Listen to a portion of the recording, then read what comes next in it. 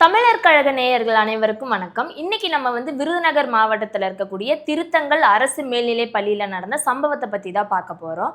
டிவிகேவோட தொழில்துறை அமைச்சர் கீர்த்தனா அவர்கள் விருதுநகர் மாவட்டம் திருத்தங்கல்ல இருக்கக்கூடிய அரசு பெண்கள் மேல்நிலை பள்ளிக்கு திடீர்னு ஒரு ஆய்வு போயிருக்காங்க.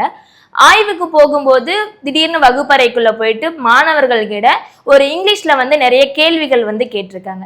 அப்போ இங்கிலீஷ்ல கேள்வி கேட்டதும் மாணவர்கள் நிறைய தடுமாறினதுனால கீர்த்தனா அவர்கள் இந்த மாதிரி கீர்த்தனா அவர்கள் முதல் பெஞ்ச்ல இருக்க மாணவிகளே இந்த மாதிரி பேசும்போது கடைசி பெஞ்ச்ல இருக்க மாணவிகளோட நிலைமையை யோசிச்சு பாருங்கன்னு கமெண்ட் பண்ணிருக்காங்க. இந்த விஷயம் சோசியல் மீடியாவில ரொம்ப வைரல் ஆனதும் எதிர்கட்சி தலைவரான உதயநிதி ஸ்டாலின் அவர்கள் இந்த மாதிரி நீங்க மாணவர்கள் எடுத்த கேள்வி கேட்டு இதை கமெண்ட் பண்றது அவங்களோட தன்னம்பிக்கையை உடைக்கிற மாதிரி இருக்கு அப்படின்னு சொல்லிட்டு அதுக்கான சர்ச்சையான ஒரு கண்டனம் வச்சிருக்காங்க.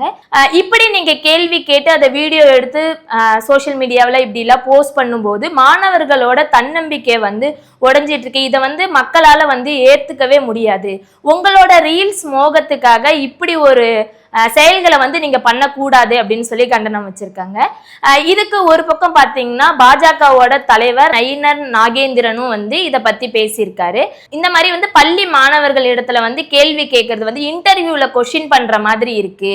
இந்த மாதிரி ஆசிரியர்கள்கிட்டையும் மாணவர்கள்கிட்டையும் கேள்வி கேட்டு இது பண்றது மட்டும் ஒரு ஆய்வு கிடையாது. ஆய்வுக்கு போற இடத்துக்கு எல்லாமே அதிகாரிகளை கூட்டிட்டு போகாம கேமராக்களை கூட்டிட்டு போறது ஒரு முறையான ஆய்வா இருக்காதுன்னு சொல்லி கண்டனம் வச்சிருக்காரு. இப்படி நீங்க கேமராக்களோட பள்ளி கல்லூரிகளுக்குள்ள போயிட்டு ஆய்வு நடத்துறது ஒரு ஆய்வு கிடையாது. இது ஒரு அராஜகம் அப்படின்னு சொல்லி இதுக்கு பேர் வச்சிருக்காரு. இத பத்தி நீங்க என்ன நினைக்கிறீங்கன்னு சொல்லிட்டு கமெண்ட்ல சொல்லுங்க. Until then, bye from Nisha Selvam.